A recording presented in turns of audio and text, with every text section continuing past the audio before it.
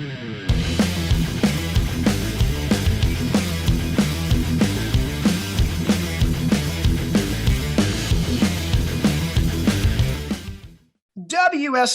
89.5 FM, the loudest rock. I'm Valentino, and I'm joined today with the legendary Spencer from Underoath. How are you doing today? Good, man. How are you? I'm good. Thank you for asking. There's a lot of great stuff to talk about today. Your new album, Voyeurist, out January 14th. How are you feeling? I'm excited, man. It was a crazy couple years not being on the road and being at home and working on this new record. And we actually finished this album at the end of February of 2021. So it's been a long time coming to get this thing out. I'm excited for everybody to hear it. Was this like kind of difficult to when you finish writing this record, you kind of have to wait almost a full year before anybody hears like a lot of the songs. Was that tough to kind of like sit on these for a bit? Yeah, it is. But I understand, that the world still is in a weird spot, but at the time it was very uncertain. And Underoath is a band that's more like we're a live band, we're yes, people listen to our records and stream our songs and watch our videos, but the biggest thing in Underoath's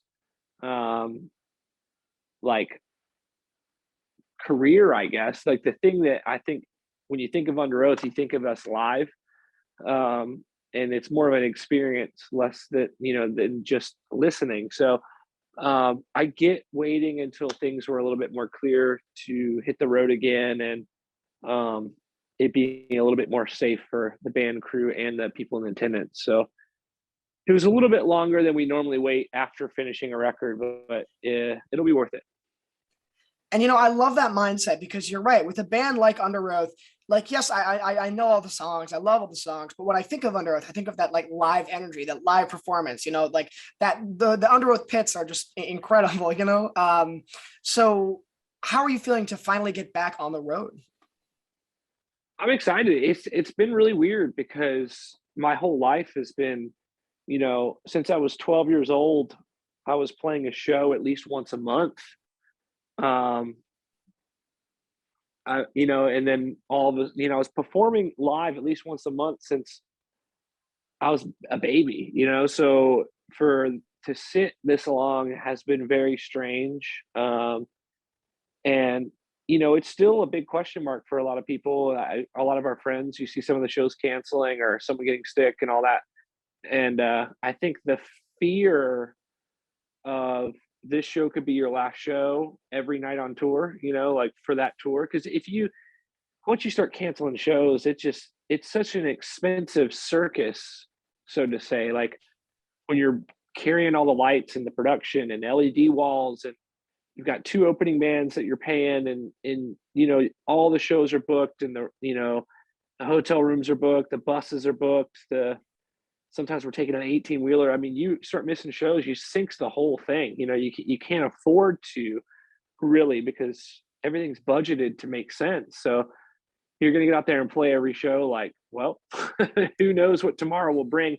And I think that's going to bring a whole new energy, and also the energy of everyone who missed out. There was a lot of great tours were canceled, and the thought of sitting at home again, I think the fans aren't gonna, sometimes, we all do it, oh, maybe I'll catch them next time, I'm too busy, or I can't ask off work again, or I promised my girl I'd take her on a date, or I got to go see my parents. Like that kind of stuff, normal life stuff that happens, I think will be happening a lot less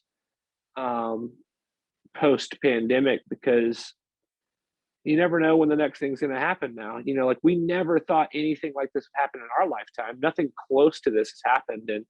And so I think it just kind of shows you how much of control that we're not in, and makes you want to live every day, and when your friends come through on tour or some band that you love, like you're going to go. I know I'm going to go. I go to as many shows as I can.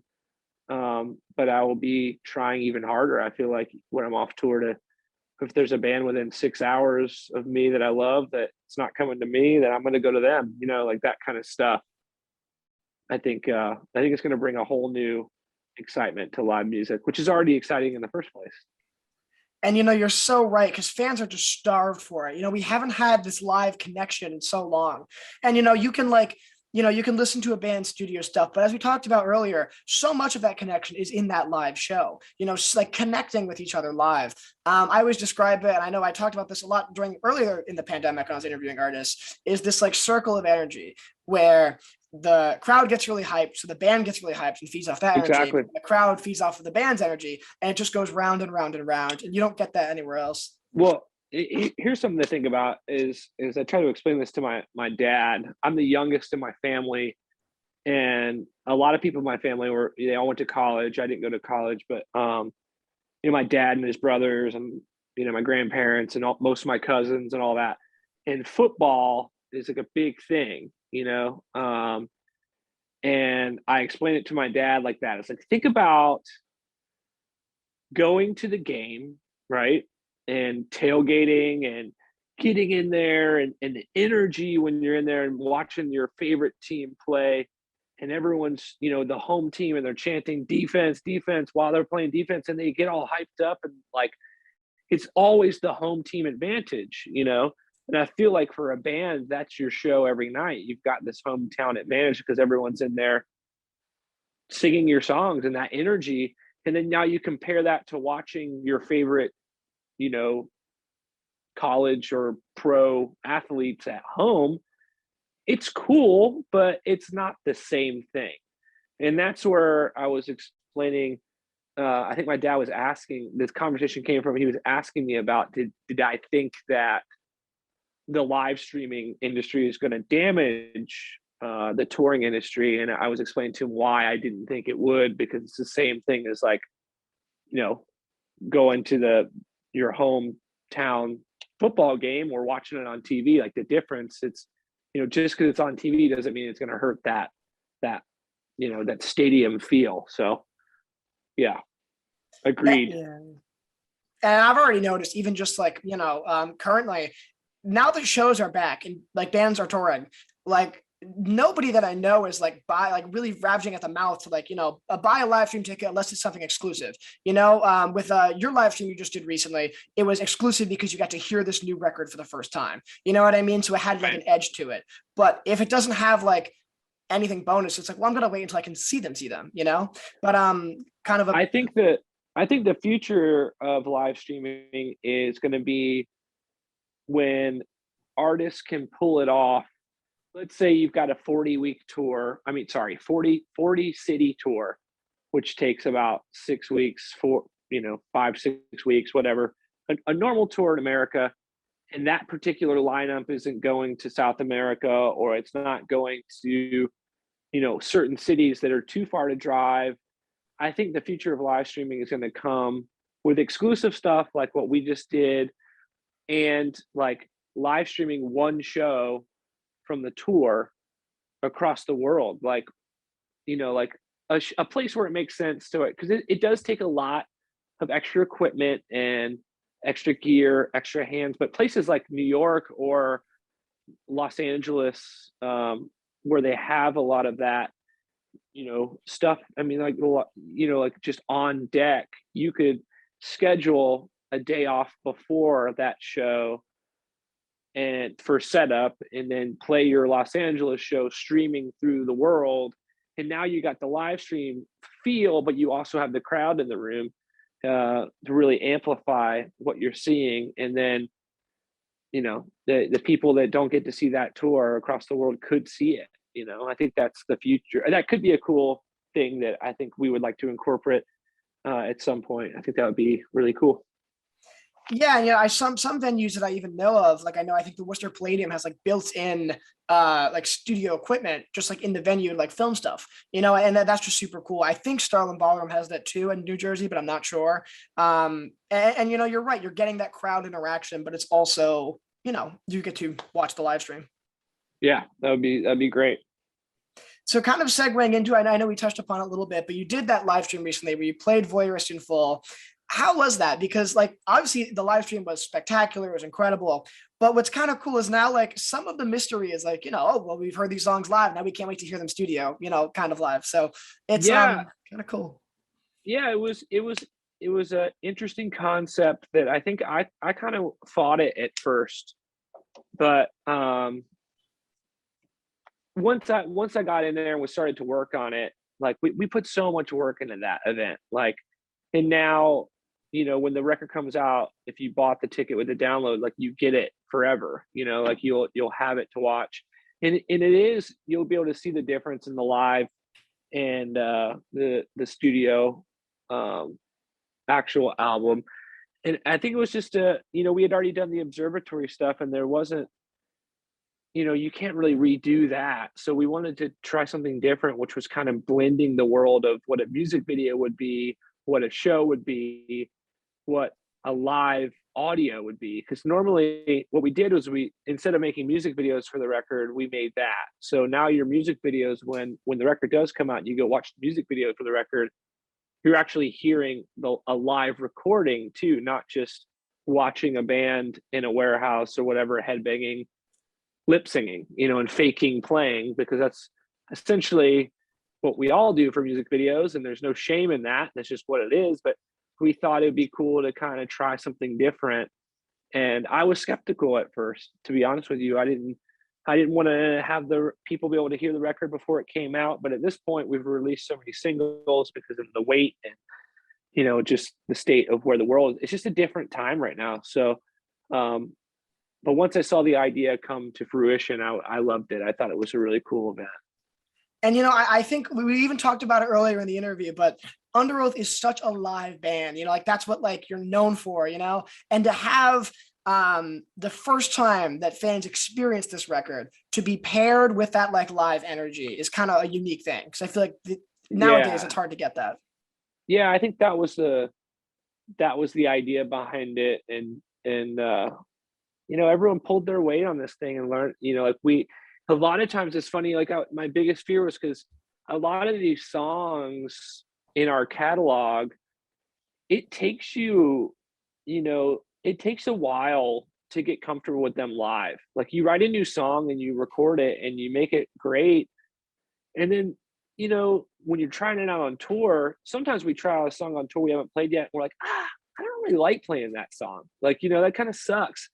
And this was cool because we had to really buckle down and learn how to play these songs live before ever playing them for people. And now that we can perform every song off the record flawlessly with, like we could change the set at any time that we want on the road and be prepared for it. And we know how it feels. But like, that was the most nerve-wracking thing about it. I was like, man, it's like, we just wrote these songs and recorded them. Like, we don't even know how to play them yet. We haven't had enough time to rehearse it or try them out on the road, So that was the hardest part for me to wrap my head around. It just took us just buckling down and doing it. And that's such a fun way to even think about it, because you're right. If you're playing a show and then, okay, this crowd isn't reacting to this song the way that I thought they would, let's just swap it out with another one on the record. Y'all know how to do it. Yeah. So perfect segue into, you guys are going on tour with Spirit Box, Every Time I Die. For all of our New York listeners, you guys are coming to Brooklyn Steel on March 17th. And all of our New Jersey listeners, you guys are coming on March 20th. Super, super exciting stuff to catch you guys there. I got one more question for you today. I want to thank you so much again for talking with me. It's been an absolute pleasure having you on the show, having you on, the WSOU airwaves. We really, really appreciate it. My last kind of question for you is I want to talk a little bit about Pneumonia, because that is a really awesome album closer. And it's just like 7 minutes of just like almost like orchestral rock. And I kind of want to know what your thought process was when you were really, really diving into this. Like what was the inspiration behind that track? There was just like no rules, like we self-produced this record, which we've never done before. The four of us that write, like I said, myself, Tim, Chris, and Aaron, we all have a different vision of every song. We could each write Underoath songs to fruition alone, I think, and get to a great finish line. But it's what we all can agree on, that what makes Underoath special, which is really hard to find that middle ground because we all have such different tastes. And visions of the outcome or where the song should go. And that song, we just kind of like wrote it out of like, what if, like, what if it did take this weird turn? Like a lot of these hip hop songs these days, there's like, you're listening and it's like an emergency brake almost. And you like, bam, you're going down like a completely different lane. And that was kind of the idea. It was also like, some of our older songs, we had a song or two off some of our older records that we wanted to be super long and they would never turn out to be as long as we wanted. Like we wanted Casting Such a Thin Shadow to be pretty much like what Pneumonia is now. Like we wanted Whom It May Concern to be this way. We wanted Emergency Broadcast and Too Bright to See to kind of be, this is kind of what we've always wanted to accomplish. And I think without, anyone else in the room other than us four that create this stuff, it was easier to let it happen and evolve organically into this wild ride of like there's some of the Pink Floyd influence in there that been one of my, my parents taught me about that when I was so young that I didn't even know what, good music was yet. And I still listen to Pink Floyd, and there's some, that Tool influence. Me and Aaron, love, Tool and their wild 7-8 minute long songs. Like, we just wanted to do something that was purely artistic, that didn't matter how long it was, doesn't matter how many turns it takes. Is there a chorus or not? Shouldn't matter. Like, let's just take this where it needs to go. And we worked on that song for quite some time to get it to its final form, but I'm super proud of that.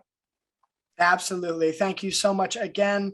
Again, you can hear all the new tracks on WSOU 89.5. I'll say it one more time. All of our New York listeners, you guys can go to that March 17th New York show at Brooklyn Steel. For our New Jersey listeners, March 20th at the Starland Ballroom.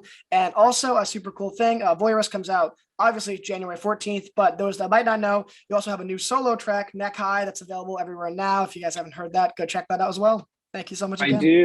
I do. I made a solo record under the name Slow Tide. You can find it at Slow Tide Band on any social media anywhere.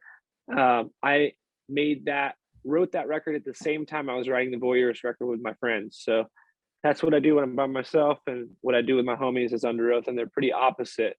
But I flew home for 5 days in between making Voyeurist and then making the Slow Tide record.